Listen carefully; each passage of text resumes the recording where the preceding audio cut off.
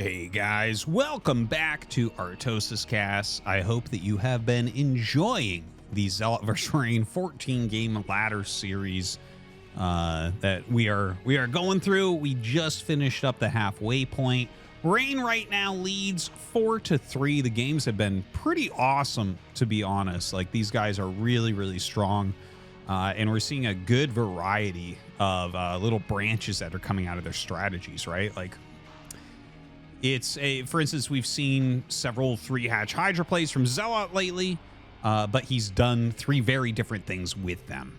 And Rain is doing his best to scout what's going on and try to react correctly, and has taken the lead at this point in the series.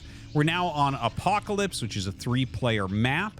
And yeah, I mean, we'll see what these guys want to open with, and are we going to continue to see very aggressive plays from ZeLoT? I would imagine so.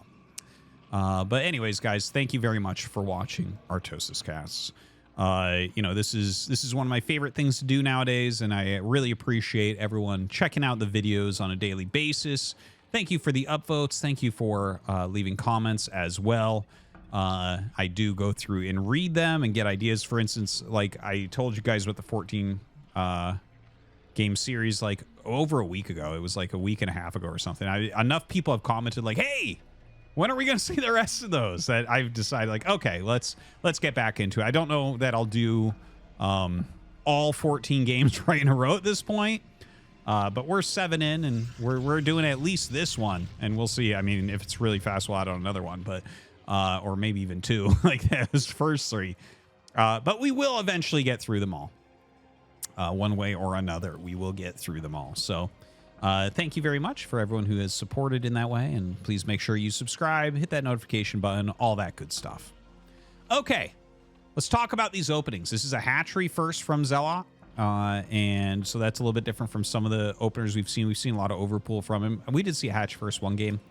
From Rain, this is going to be a gateway opener, so he is going to be able to put some ZeLoT pressure on against a hatchery first play. We'll see exactly how many ZeLoTs he wants to go for before that Nexus. I feel like it's probably 3, but we'll see.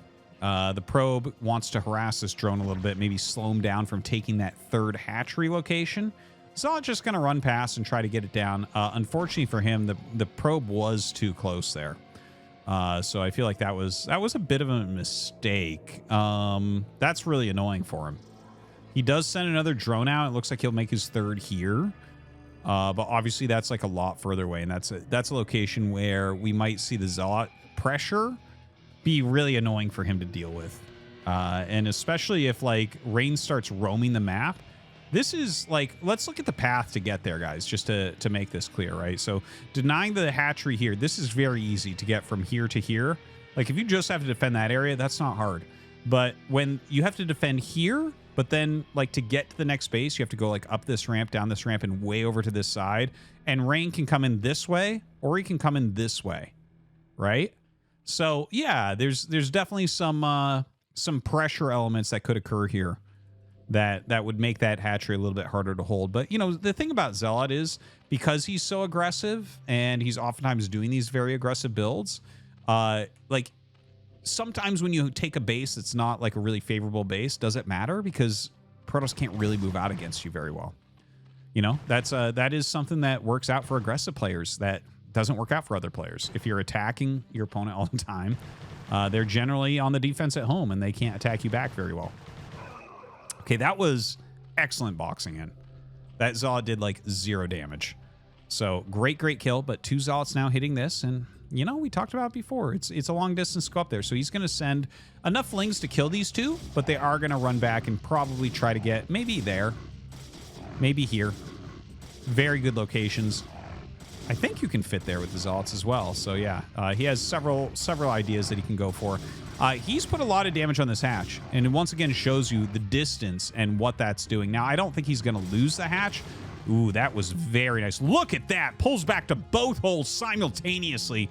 Very good control. To do that, you have to split them, then click like exactly so that 1 path's here and 2 path here, and he did it just right.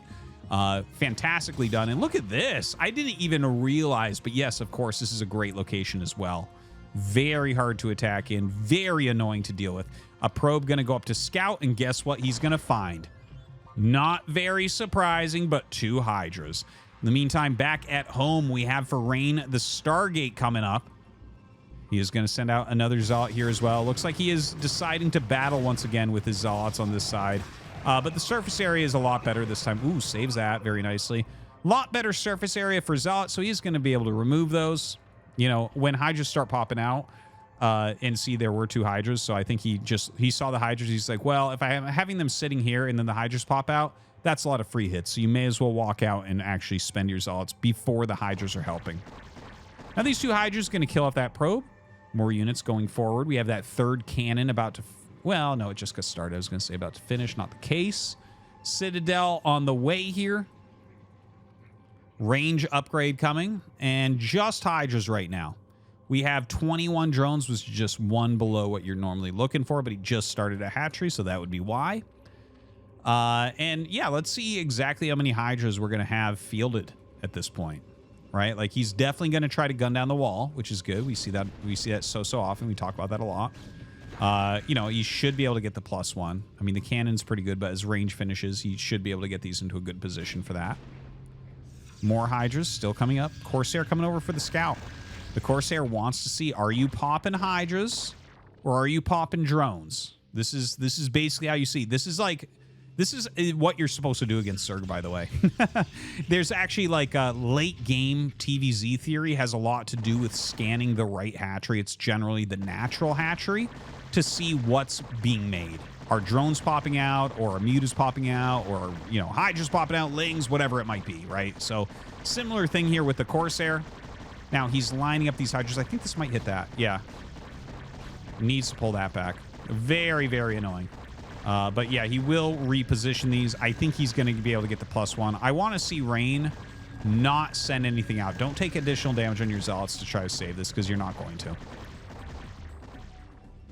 All right, another Forge being made, and we'll see if he goes Double Forge. He's really enjoyed Double Forge. There it is, Double Forge. So he will go into the Double Forge here to get 1/1 quickly, and he's only been getting +2 behind that for armor. So just throwing that out there. It's been an interesting thing to watch. Only 1 Corsair. Don't forget, previously when we saw the quicker tech out of ZeLoT, Rain did go for 3, but he's seen this time that it has been heavier Hydralisk production. Drones have just barely been started again. The layer is on the way, though, over here. And yeah, that's going to tell him that he needs to think about what to do next. Now, the Zealots come out. Actually, I don't like that. Yeah, there's more than enough Hydras there. I think he misread that situation. Ends up taking a bit of hull damage. Loses his Zealot as well. Not the end of the world, though. 1/1 still on the way. Obviously, as you saw, legs are done. I don't believe that he's actually started Psystorm yet. Maybe I missed that. I wasn't really super looking for it anyways, but we'll see about that. Now, looking over at the side of ZeLoT, once again, he's favoring that Lurker upgrade. And I got to tell you, I am liking that because, you know, you're seeing Rain try to get these Zealots out and rotate them around a bit. But if you do get the Lurkers out in advance, then a lot of times you can hold them there. Now, more Zealots pop out and he decides, you know what, we're going out and we're taking this fight now. And that's some very good micro. This group of Hydras is doing really well. The Lings actually draw the Zealots to the side. Now, he actually wants to fight these. He does not want these out the map. We saw what Rain can do if he has a group of Zealots out on the map for flanking, for maybe pressuring other bases as well. And he does keep them back.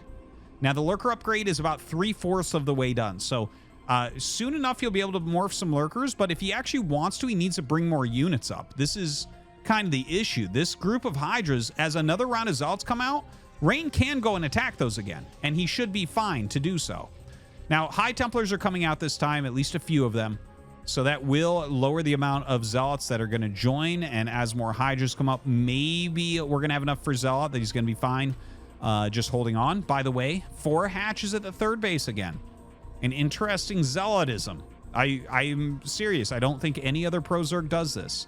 They almost always have 1 hatch here with 3 hatches at the 3rd. So, kind of cool to see that as well. All right. Now, Dragoon range is on the way. 1/1 is going to finish. Couple more gates coming up. It's 1, 2, 3, 4, 5, 6, 7, 8. So that is the full 8 gates that you want on 2 base. The Zealot group runs out here. The Lurker's really going to ruin his party here. I think that this game right now is definitely Zealot favored, but it's not over by any means, okay? Oh, that's a good pickoff. I just really like the containment he's got here, especially on the high ground. Now, look at this. The Zealots run up and they say, yeah, we're going to take some splash damage, but I've got to do something here. He's surrounding a lot of these Hydras and will run through with 8 Zealots remaining. A couple of them pretty darn low on health. Looks like he wants to slip a few more out here as well, and this should be mostly goons that are going to be being made pretty shortly here. But yeah, these groups of Zealots are really super important to Rain. Again, from that retro game that we saw before, it's something that you can do so much with, whether it's flanking, counterattacking. It really stretches Zerg pretty thin. Now, Zealot's getting ready to just, it looks like he wants to do a massive contain on the high ground, which is strong, but there's a third base here with the third gas. So it's not the end of the world if there's a containment here. Rain can still tech up really well. 3 gases can kind of allow you to do anything as Protoss. And it looks like he's going to take it with good time as well. Ooh, this Lurker coming up here. This is really annoying to deal with. The double Lurker. Yeah. And with the Overlord there with speed, he might be thinking, ooh, you're going to have drops coming. Yeah, I'm not sure if he is. I like, when you see something like 2 Lurkers sitting with an Overlord near them, you got to think, like, ooh, is he about to have the drop upgrade? And in fact, he does have that drop upgrade. He's getting ready. You can see Rain has already moved a few units in the main base. He's making some more photon cannons as well. Here's another load up. So we're going to try to catch all the drops here. The Zealots run down. Rain is very wise to what's going on. It's like this group going to be cleared easily. Don't forget, these 2 are here and this one is here. So we are trying to keep an eye on what's going on. Another photon cannon finishes. A third one's going to finish as well. Tries to come in at a different angle. If he can get good spines here, this could be insane. Okay, 2. I think that's about it. Okay, yeah, these 2 kind of flew in but didn't really find anything. I think they can get out without dying. Not the end of the world to lose 2 Lurkers there. You know, obviously he spent money on the drop upgrade and it hasn't paid off yet, but might pay off later. Now, third Nexus gets started. Hydra Lurker coming over. Has to back up. Lots of Zealots in this army still. These types of positions with Lurkers on them are very hard to push into for Protoss. You know, the Dragoons miss... basically, here's what it is. You miss half shots attacking uphill. The Dragoons are what is supposed to clear the Lurkers. And if you're missing half your shots with Dragoons, which already lose to Hydras... and they shoot very slow as well, don't forget. So, like, every miss really, really, really hurts. Most maps that have a raised position like this that can contain Protoss become Zerg favored over time. Because they literally set up things just like this. Now, this is getting... Zealot's getting pretty rabid here, I have to say. Okay? He's loading up a big drop while having a big containment. What he might do is a big unload, wait for the army to come down... unburrow, run forward, kill the third. I think a move like that is insanely strong. Don't forget, Zealot is only on 3 base. So he needs to make something happen here. He's dropping out into the main base. That is a ridiculously large drop. That is so many Hydras. Just insane. These probes going to be in a lot of trouble. He actually doesn't lose as many as I thought he would. Loses about 10. Maybe a little bit more. But I think he's going to lose his Nexus, probably get targeted down there. You know what? He just GG's as that attack comes in. This game, ZeLoT completely outplaying Rain. Definitely a very good strategy, some good tactics from ZeLoT as well, and Rain just unable to get any real presence on the map. And that is going to tie it up again, 4-4. This is a great series. Hope you guys are enjoying. Thanks for watching.